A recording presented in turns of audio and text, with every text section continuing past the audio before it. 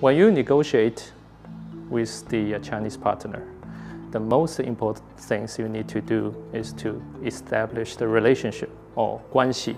And Guanxi is very important here in China. No, Guanxi is not priority. It's very important to do business in China to know Guanxi, okay?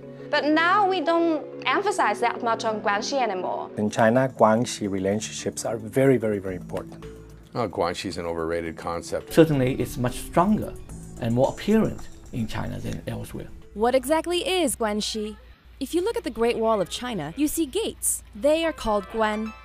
The second character, Xi, by itself means a human tree, like a family tree.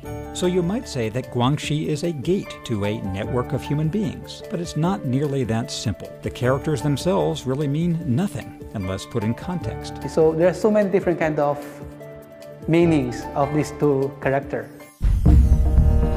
Hello, I'm James Fallows. And I'm Emily Chang, and we're here in the heart of Shanghai in the old French concession.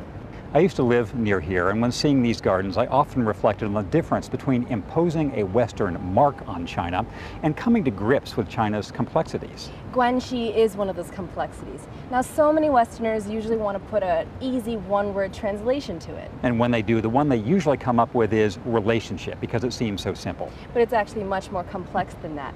In the context of the Chinese culture, when we talk about Guanxi, there is a set of expectations of how that is formed, how that is maintained. And that is different from the relationships that we understand from other cultures. Guanxi also means if you do business, that's a kind of partnership. That means the partnership with government, partnership with local supplier, partnership with your local clients. As you just heard, it's trust, it's credibility, it's a partnership. You try to define Guanxi in one word, you end up with an entire vocabulary. The key is to realize that for hundreds of years, Chinese people have been doing business without a stable and effective legal system. Nevertheless, business people needed a way to adjudicate disputes, or more importantly, avoid disputes. That's the environment in which Guanxi evolved, in the absence of an effective legal system for doing business.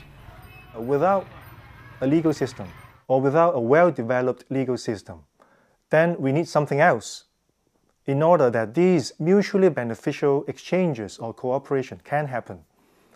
And Guanxi is a very powerful way to ensure that even without a legal system, without the protection of that legal system, still people would not go back on their words. For much more on the many complexities of Guanxi and for a complete picture of China's business culture, order your copy of On the Front Lines, Doing Business in China. This DVD series is presented by The Atlantic and is not available in stores, only on the internet. Go to ChinaDoingBusiness.com and see what you're missing.